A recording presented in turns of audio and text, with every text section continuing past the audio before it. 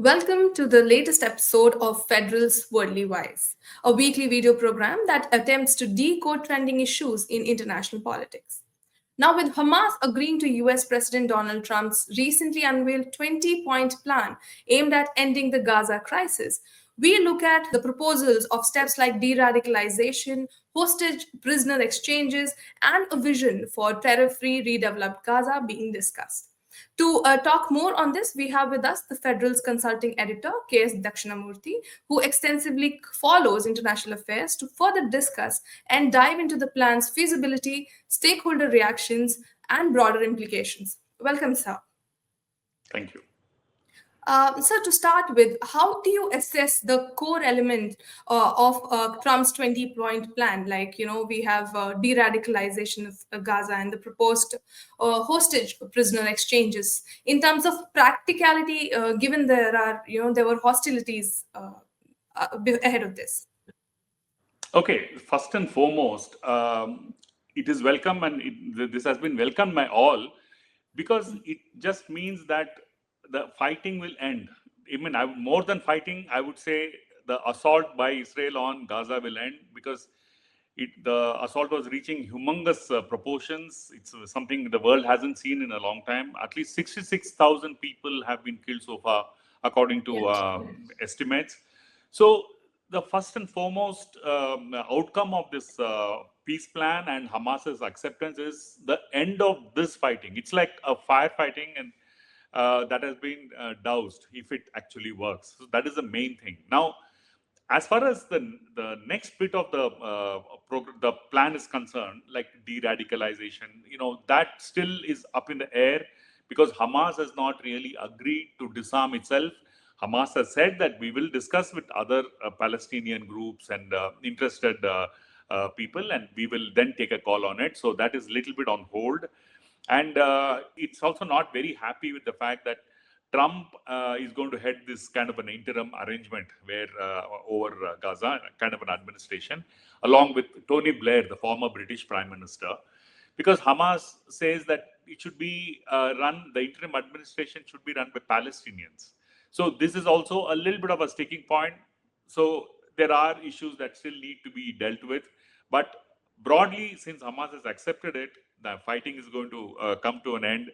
That is the biggest positive. And also from a humanitarian point of view, I think the whole world wanted this. So it's in that sense, it's a good thing that has happened. Right.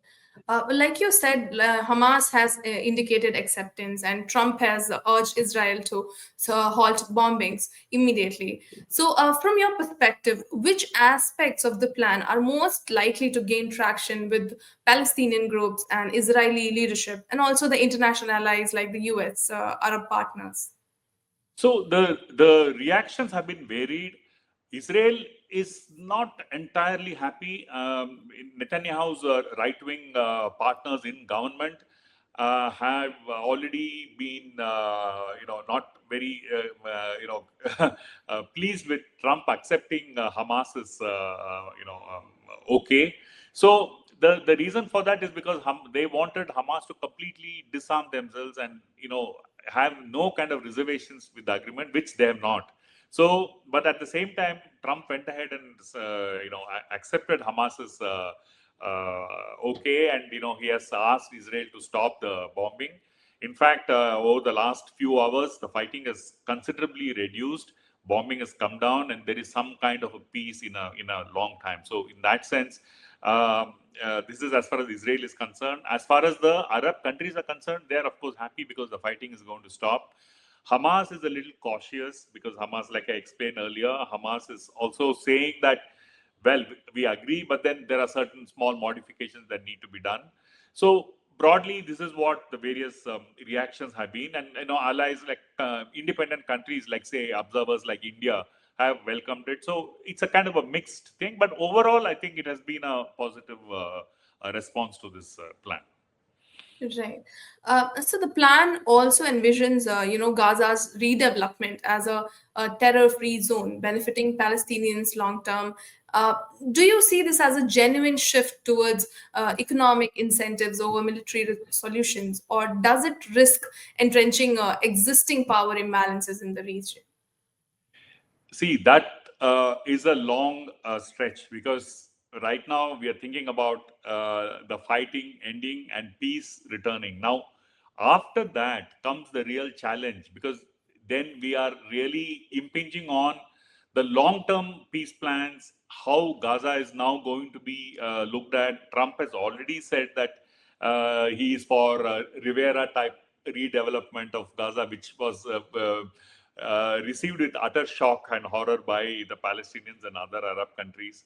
So you still, these are things really up in the air. As far as the Palestinians are concerned, it gives them an opportunity to actually breathe and take a call. So, but the long-term peace plan is not so simple, because um, what is going to happen to Gaza, what is going to happen to the West Bank. Does it mean that Israel is also recognizing a Palestinian state? Will it keep off Gaza? For instance, if you take the current situation, the Israeli troops are going to withdraw to the peripheries of Gaza, and there's going to be an international troop deployment in Gaza. Now, what this means and how this is going to go forward, and where do the Palestinians fit into this? Gazans or the other Palestinians fit into this? These are really questions that are, that need to be answered. They're very tricky. It's completely, it's like a minefield. So that is really, we just have to wait and see how it, Right. moves forward. Right. And now, as you mentioned, like, the move has been received in a good manner, almost largely.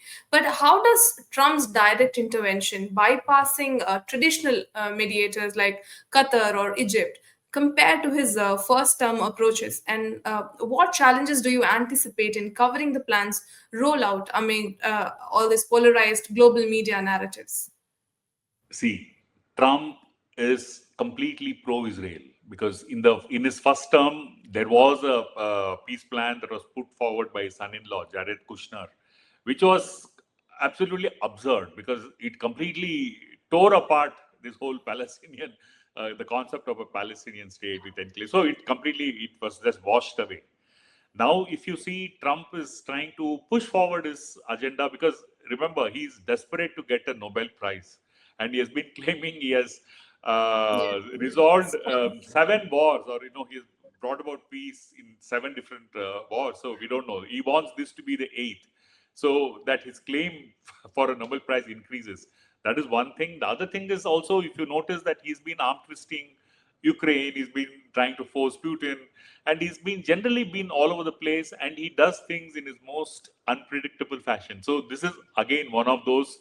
That is the reason why you find him completely bypassing all the regular channels of mediation, and he's taken it upon himself to say, just stop it, or we're going to get back at you. I know it's typical Trumpism that you are seeing. Right, right. Okay. So talking about, the second part of my question that I had is like, Yeah. what can be the practical challenges of the rollout of this plan? Yeah. Is it something that we need to consider? Yes, I mean, it's a good question, because really that is what we are looking at right now. See, the practical issues that they're going to face is, number one, Hamas's disarmament. Whether Hamas is going to disarm itself, which it has clearly said it's not going to do right away. Though it is not said, it has not rejected it, but it has also not agreed. That is one thing. Secondly, who is going to control or administer Gaza? But the Israelis wanted to take over the administration of Gaza and kind of occupy it. The Palestinians, Gaza says, sorry, it's our territory. We are going to rule it. But then now you have Trump coming up with his own international force, kind of dealing with it. So these are going to be very tricky. How it's going to play out, we don't know. But these are the first steps that will be taken, and whether the ceasefire will be broken. See, that is also there, because in the past there was a ceasefire which lasted much less than what was anticipated, and fighting started again. So, in that sense, there is definitely an instability that continues. Amidst this instability, you have some kind of an agreement that has been arrived at. We should only look at that. But everything else is a minefield, and it's going to be very tricky. Hopefully, people have the leaders, or they have sense to realize this and handle it carefully and cautiously. So, I mean, so but Right. it's a big challenge. Right. Right. Thank you so much, sir, for sharing your insights on this issue. Thank you. Thank you, Shweta.